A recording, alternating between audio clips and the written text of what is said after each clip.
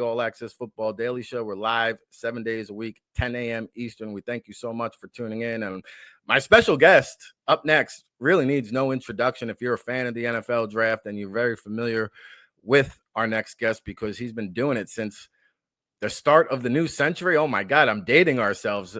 Back in 2000, he was a part of the NFL Draft Scout, obviously moving on to CBS Sports, now covering the NFL Draft for NFL.com, where he's been for well over a decade now, and he's learned from some of the best in the business, and he is now one of the best in the business. Our good friend Chad Reuter joining the show, making his All Access Football debut. What's happening, Chad?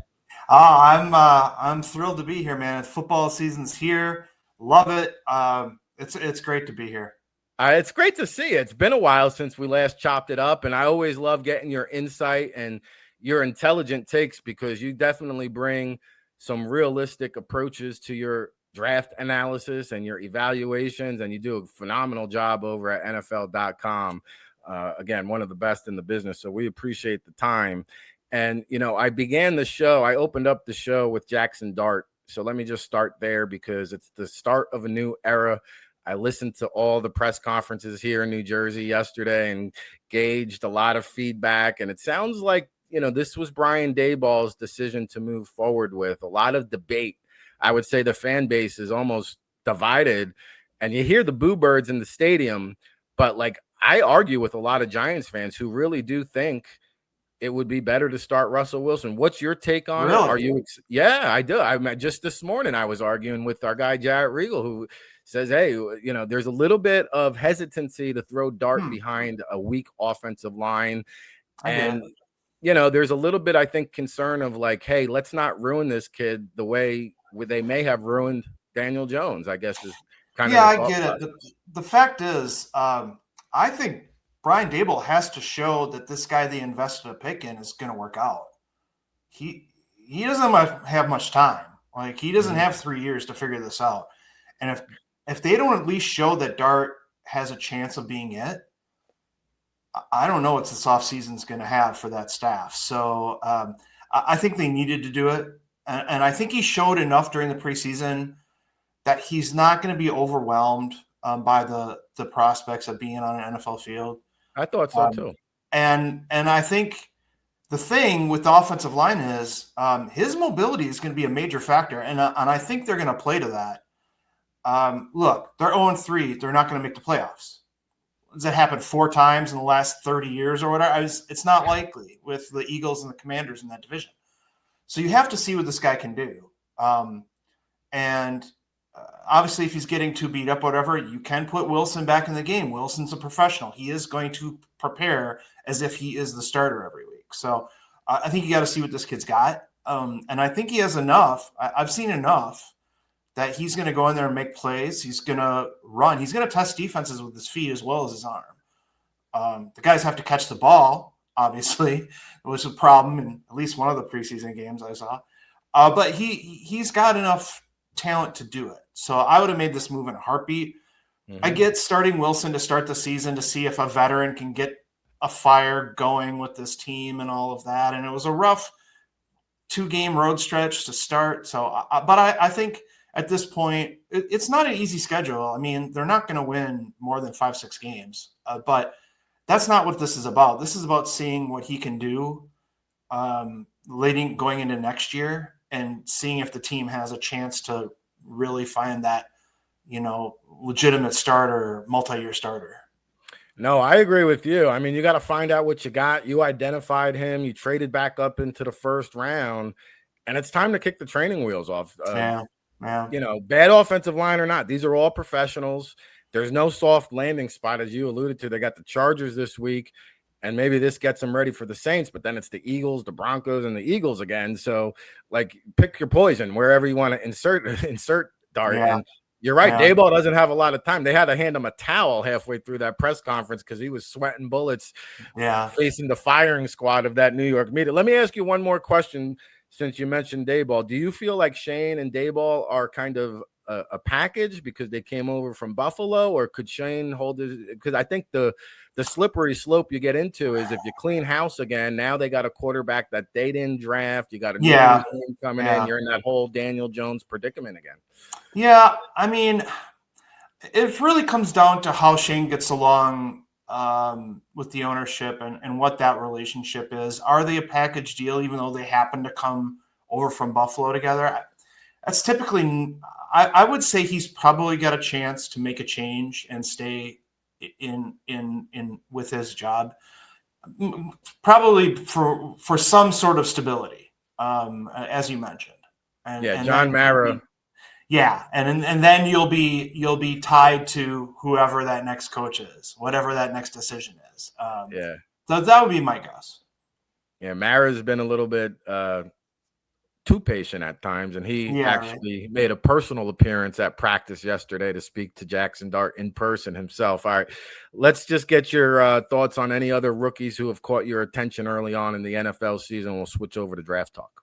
Yeah, I mean, I think two guys that have stood out. Aiden Huntington, the defensive lineman with Cleveland Browns, undrafted guy because he wasn't, he's under 6'1", 280 pounds, really good athlete actually, for at a 280 pounder, but he didn't always fit in what different teams wanted. And Cleveland brought him in, undrafted guy, and he's making plays already. And I think people who watched him at Tulane and Louisiana Monroe knew that he could play. And I just about put him in my mock draft because 7-round mock draft because he can play. It's just a matter of size and stuff like that teams weren't sure where he fit.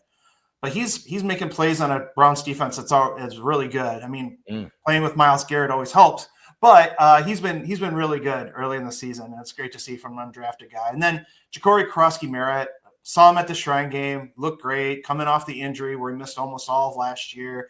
Now he's getting his chance with the Commanders, and he's talented. There's no question about that. I knew he'd get drafted, even though he came off the injury, because that's how good he is. Smart runner, strong runner, and so it's great to see him getting his opportunity early. Unfortunately, with the Austin Eckler injury, but I think he showed pretty quickly that he's going to be more of a threat on an every down basis than Chris Rodriguez and guys like that they already had on the roster. Yeah, I was a little bit surprised how late he went. I don't remember offhand. I think it was day 3. Yeah, it was a 7th round. Yeah, 7th round. yeah. I think 246th overall. Yeah. And it's like you were down at the Shrine Bowl. I was there. I love the kid. I mean, you could see it, right? Yeah. I mean, everybody saw it.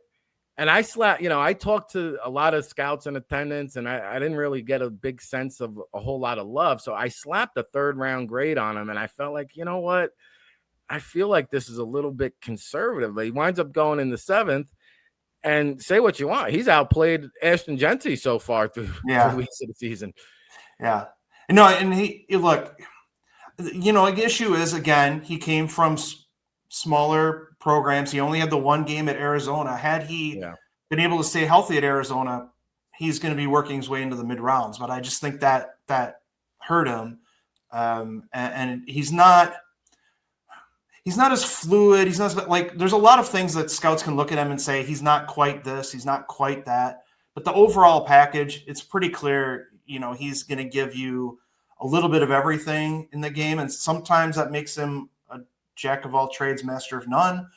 But sometimes a little bit of everything turns into a pretty good player. So that's, I think, the reason that he didn't go as high as maybe some people thought he would. Fair enough. And, he does a lot of everything pretty well. And occasionally he'll bust off for a big run. I think we're going to be seeing a lot more of that as the season wears on. All right. The 2026 NFL draft is going to be in Pittsburgh this year. That's intriguing. But the big talk, obviously, is this quarterback big board. I think, we've seen, I have to admit to being guilty of having Arch Manning atop my big board when the season started. He was right up there with Garrett Nussmeier and Lenora Sellers. You've had other quarterbacks now emerge. Don't apologize for that. Don't apologize for that. I'll tell you why. Because that cat, he's coming along. And people have written him off already.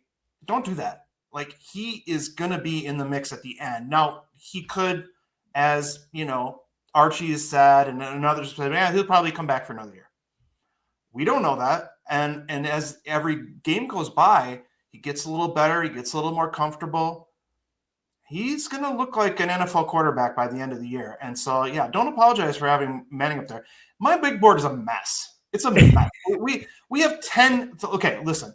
Mendoza from Indiana has played well. He had his first test against Illinois, passed it, so he's right up there. John Mateer, unfortunately, a broken hand. That's going to send him back a little bit. But when he's running the show at Oklahoma, and he looked like a guy that you could put in an NFL offense, and he's going to operate it immediately. And, he doesn't like Drew Aller. Drew Aller, we're not talking about him maybe as much as other guys like Lenora Sellers from South Carolina. But I'll tell you what, Drew Aller's going to work out. And that arm is going to not shock NFL teams, but it's really going to make them interested. He has a cannon, and he is a little mobile too, and people aren't used to that. So I won't be shocked if people aren't comparing him to Josh Allen by the time the draft comes around. If he continues to perform, I mean, obviously he's got to show it on the field first. Big game against Oregon this week. Yeah, and I mean, that's the thing. We're talking about quarterbacks now. The season hasn't even really started yet. Like the conference matchups are going to determine this. This is going to go down to the wire. Lenora Sellers has looked pretty good. I mean, you can see the playmaking ability there. Nussmeier up and down, and he was like that last year too. He came back and had a great bowl game. At the end of last year, I think he had 3 picks against Alabama, if I remember correctly. So he was kind of up and down. Ty Simpson from Alabama. We're not even talking about this cat, and he's one of the most efficient throwers in college football. We're going to be throwing him in this conversation. Carson Beck has been okay. I mean, he's been okay. He's looked good. He's going to be part of this conversation. Jordan Mailata from USC is a name that very few people are talking about still. We have all of these guys. Dante Moore from Oregon. There's like 10 guys that are in the conversation right now. And they're going to fall off here and there as the season goes on. But it's very interesting. A couple of these guys will just go back to school to try to be the number 1 guy next year. Sure. We don't know who those guys are. Maybe it's Manning. Ty Simpson probably returns. Some of these guys we don't know. But, boy, it's going to be a lot of fun watching these guys over the next couple months. No, it's funny you mentioned Ty Simpson because I was watching that Kirby Smart's presser this week. And he was like, man, just what you said. No one's talking about Ty Simpson, but he's been playing the best quarterback of anybody in college football over the last 2 weeks, and former 5-star recruit. And, you mentioned Arch. Like, I listened to the Steve Sarkisian press conference as well, which has become popcorn entertainment. And he did mention the high-level throws. Now, it was against Sam Houston State, but maybe that was the get-right game that Arch needed just to get his confidence back. And I want to play a little game of what if, and it could be a lot of ifs involved, but like, what if Arch does trend in the direction we think he will? And what if the New Orleans Saints do have the number 1 overall pick? Like, even Arch would have to be on board maybe with even Archie would have to be on board with that. No? Yeah, maybe. We really don't know. Right. I mean, and the fact, it will be interesting to see if he goes the Eli route and try to pick where he ends up going, in this draft. If he decides to come out, well, this year or next year, it doesn't matter. He can play that card. But the thing is, if he plays Sam Houston State first, and then moves on to Ohio State, and they don't have these warm-up games that some of these guys do. Fernando Mendoza had 3 warm-up games before they even played Illinois, right? I mean, it's like, so you have to give these guys a break. According to level of competition, and so it's going to be really thorough. I will not be surprised if Arch Manning's the number 1 guy at the end of the process. I won't be, and then it could be really interesting if Nussmeier comes out and performs well the rest of the year. If the Saints are looking at Arch Manning versus Doug Nussmeier, the offensive coach's son at the top of the draft, that would be a lot of fun. I don't know, but by the way, Tyler Shough is there. They used the 40th pick on him last year. So it's crazy. It is indeed. Well, for the record, at this juncture, who is your top signal caller in your opinion? Well, I'm going to have to go Mendoza for now, I guess. It's really open for me. Like, I think his ability to get the ball out quickly is a big asset for him. And though he's not really a quick twitch guy with his feet, he can move within the pocket and he can run once he gets it's sort of like Justin Herbert, where he's not like quick twitch, but once he starts running, the strides are going to get you. So right now I have to go with him, but this is a week by week thing. The NFL is a week by week league. This quarterback big board is going to be week by week this year. Yeah, no doubt about it. And it looks like the Heisman Trophy race is going to be wide open too as we get through this college football season. All right, how about non-quarterbacks? There's a lot of talk about Caleb Downs could be the first safety, and I think since 1970 to be the number one overall pick. But like, who are some of the top non-quarterback prospects? Ruben Bain has emerged here. Who do you like? Yeah, those are the two guys that I think are pretty clearly at the top. Downs coming into the year was clearly my number one non-quarterback. He's been fantastic. He does everything from cover, play deep. You blitz him. He's been very good since day one when he was at Alabama. And Bain is making a run at it. And I won't be shocked because this year's edge class is not fantastic. At least at the top, I wouldn't say it's great, and he's going to get some love simply because of that. The guy's 270-ish pounds playing stand-up, and I think a 4-3 team will look back at some of his film where he was really strong against the run when he's playing more of a base end. So I think he could end up being the top non-quarterback taken. And honestly, this is a draft where Jordan Tyson from Arizona State can make some great catches at receiver. And so he's kind of in that conversation. But I don't think the draft is super strong in elite guys. And I think you're going to see a lot of quarterbacks and a lot of offensive linemen go in this first round this year because of that. So Downs and Bain right now are pretty far ahead of anybody else, I think. Yeah, you make a good point. I don't really see any like blue chippers that I would put in the Travis Hunter or the names are slipping. Last year we had a couple blue. Abdul Carter was a blue chip. Like I don't see anybody in that category. Not a lot. As of right now, we shall see. How about a guy? Okay, those two guys our listening audience are probably pretty familiar with. How about a guy that could sneak into the first round that people aren't talking too much about right now? Well, I don't look at every mock draft out there, but I'll tell you, anybody who doesn't have Jeremy Bernard in their first round right now, I don't know what to tell you.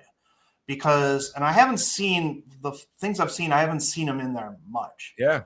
And I think he is probably my number 2 receiver right now. Catches everything. He's extremely electric with the ball in his hands. I mean, if Ty Simpson looks good, Jeremy Bernard's going to help him look good too. And I think he's that guy that's going to be the Emeka Egbuka where people really didn't give him enough credit. Pushing him up in their mock drafts into the top 20. I think he's the guy that's going to be that top 20 overall receiver by the time we get done with everything, because he's just fantastic downfield and on short routes. He can do a little bit of everything. Jet sweeps. I mean, you give him the ball as many times as you get. So I think that's a guy that should be in everybody's first round, but I don't think is right now. Yeah, no, I'm on board with that. Get the ball in his hands and let him do work. And yeah, I saw him on end arounds, bubble screens, like doing damage after the catch. Jeremy Bernard over there at Alabama. All right, we're wrapping up here, Chad. Before we let you go, you got one more guy you could throw out there to our listening audience? Yeah, as I mentioned, I think it's going to be a pretty heavy first round in offensive lineman this year. And Trey Zune from Texas A&M is a name I haven't seen a lot of people talking about as a legit first round pick, but he's just solid. He's got better athleticism maybe than people think. I think he's a very good run blocker. He's excellent pass protection.